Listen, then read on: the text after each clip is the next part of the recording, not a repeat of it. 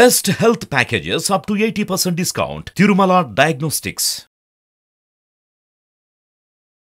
నమస్తే రమగారు. నమస్తే జీ. రమగారు, కనుమ పండుగ యొక్క విశిష్టత.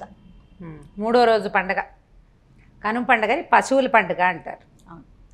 ఈ ఆరుగాలం అంతా రైతులతో పాటుగా శ్రమపడి పనిచేస్తాయి. అయితే ఇప్పుడు రైతుల పండుగ ఉన్నప్పటికీ ఇదివరకటి కాలంలో మనలో ఎక్కువ భాగం రైతు కుటుంబాలే ఉండేవి. వ్యాపారస్తులు, ఉద్యోగస్తులు అప్పుడు తక్కువ కదా. అప్పుడు వాటికి ఇంకేమిటి, సంవత్సరానికి ఒక్కరోజు పూజించటం. అందుకని ఈ పంట అంతా ఇంటికి వచ్చి ఈ పండగ ఇంత హాయిగా జరగడానికి కారణమైన పశువుల్ని ఈ రోజున పూజించటము చాలా ముఖ్యమైన విధిగా ఉంచుకునేవాళ్ళు. దాంతోపాటు ఇంకోటి ఏం చేస్తారంటే, ఈ మన బలిచక్రవర్తి ఈ రోజున వస్తాడు భూలోక యాత్రకి. బలిచక్రవర్తిని ఎప్పుడో ఈయన ఏం చేశాడు, పాతాళంలోకి తొక్కేశాడు వామనావతారంలో విష్ణుమూర్తి. అవును, ఆయనకి ఏడాదికి 2 సార్లు పైకి వచ్చేందుకు అవకాశం ఉంది. బలి పాడ్యమి, కార్తీక శుద్ధ పాడ్యమి నాడు ఒకసారి విహారానికి వస్తాడు, భూలోకంలో వస్తాడంటారు. ఆ రోజు వచ్చినా రాకపోయినా ఈ రోజున మాత్రం కనుమ రోజున భూలోక విహారానికి వస్తాడు. ఆయన తనది ఇయ్యంది, ఈ భూమి ఆయనది. ఆయన ఇచ్చిన భూమినే భగవంతుడు తీసేసుకున్నాడని చెప్తాం కదా. అందుకని పంటలు ఎలా ఉన్నాయో చూడడం కోసం ఆయన విహారానికి వస్తాడని, అందుకని కనుమ నాడు రథం ముగ్గు వేస్తారు. ఇప్పటిదాకా మనకి ధనుర్మాసం నుంచి గీతలు ముగ్గులు చేస్తామా, ఈ గీతలన్నీ రాబోయే రథానికే. గీతలు, గుమ్మడికాయలు, గళ్ళుగా ముగ్గులు వేస్తాం. ఇక్కడ రథం వేస్తారు.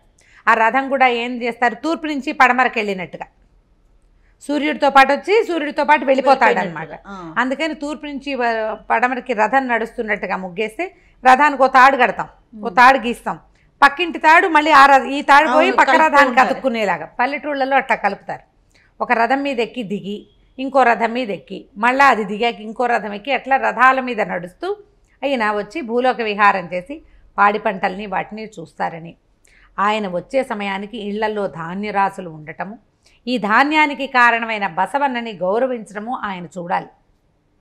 చూసి సంతోషించి ఈ భూలోకవాసులంతా మరింత ఇబ్బడి ముబ్బడిగా ధాన్యరాశులతోటి పశుపక్షాదులతోటి పశువు సంపదతోటి వృద్ధి పొందాలని ఆయన ఆశీర్వదించి వెళ్తాడు. కాబట్టి ఈ పని చేస్తాం.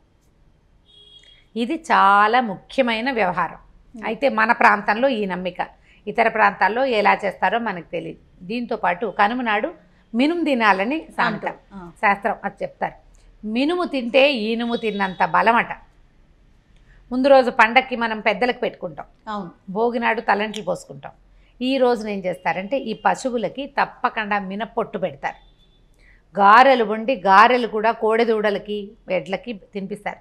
సంవత్సరంలో ఎప్పుడు వండిన ఆహారం పెట్టరు.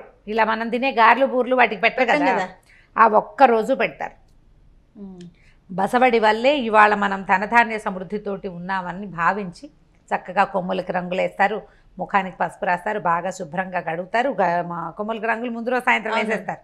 బాగా చక్కగా కడిగి పసుపు బొట్టు పెట్టి మెళ్ళో దండలు కట్టి అలంకరణ చేసి నమస్కారం చేసుకుంటారు. ఈ నమస్కరించడమే కనుమ పండుగ. కనుమ నాడు కాకైనా కదలదంటారు. అందుకని ఊళ్ళో వెళ్ళిన వాళ్ళు, పండగకి వెళ్ళిన వాళ్ళు కనుమ నాడు ప్రయాణాలు చేయరు.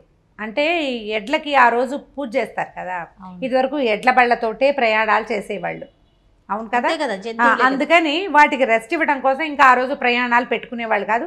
ఆ నియమంతో మనం కనుమ నాడు ప్రయాణం చేయకూడదు అనేది ఒక నియమం అట్లా ఏర్పడి ఉంది, ముందు కాలం నుంచి వస్తుంది.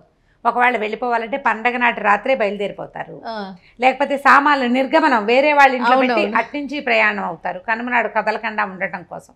ఇప్పుడు ఇదివరకట్లాగా పశువుల్ని మనం తీసుకెళ్లే పద్ధతి లేదు కదా.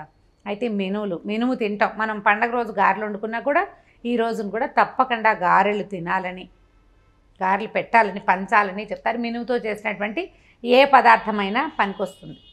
అయితే ఇప్పుడు ఊళ్ళల్లో ఏం చేస్తారు, పశుపక్షాదులకి ఆహారం, పశువులకి ఏమో గౌరవిస్తారా, ఈ వరికంకులు మొత్తం ధాన్యం తెచ్చుకునేటప్పుడు ఇంతంత కుచ్చుల్లాగా కడతారు. అవును, గుమ్మాలకి అంటే చూళ్లలో పిచ్చుకలు అవి తిరుగుతూ ఉంటాయి. వాటికి ఆహారం కోసం అట్లా వడ్ల కంకులు అవన్నీ వేళ్ళేసి పెడతారు. పూర్వం నుంచి కూడా మనకేంటంటే మనం ఎంత సంపాదించుకున్న దాంట్లో నుంచి కొంత భాగం రాజుకి ఇవ్వాలని, అంటే మన శిస్తులు కట్టాలని, కొంత భాగం దానం చేయాలని ఒక నియమం ముందు నుంచి ఉన్నది మనకి. అందుకని ఏం చేస్తాం, ధనుర్మాసం మొదలైన దగ్గర నుంచి ఒడ్లు మన హరిదాసులకి కానీ గంగిరెద్దుల వాళ్ళకి కానీ పోస్తూ ఉంటాం. వాటితో పాటు ఈ గుమ్మాలకి వాకిళ్లలో కట్టినటువంటి కంకుల నుంచి పక్షులు అవి తింటూ ఉంటాయి. ధాన్యాలు కళ్ళల్లో ఉన్నప్పుడు తీసుకొచ్చేటప్పుడు ఒక ఆకులు పావురాలు ఎన్ని రకాల పక్షులు తింటాయో, వీళ్ళు పట్టుకొచ్చేసిన భూమి మీద బోల్డ్ని పడిపోతాయి.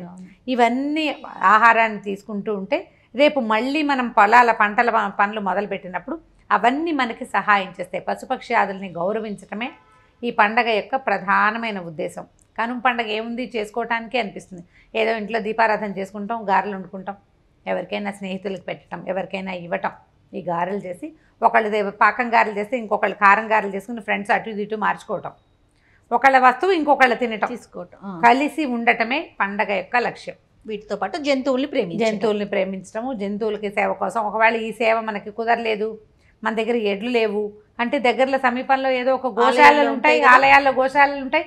మీరు ఏదో ఒక తోచిన ఆహారం పట్టుకెళ్ళి వాటికి తినిపించేద్దాం అనుకోకుండా వాటికి వలసింది ఏదో కనుక్కుని అక్కడ అవసరమైన వస్తువుని దానం చేయండి. అది చాలా గొప్ప సహాయంగా ఉంటుంది. అవును రమ్మగారు, కరెక్ట్ అండి. రైట్ రమ్మగారు, నమస్తే. నమస్తే.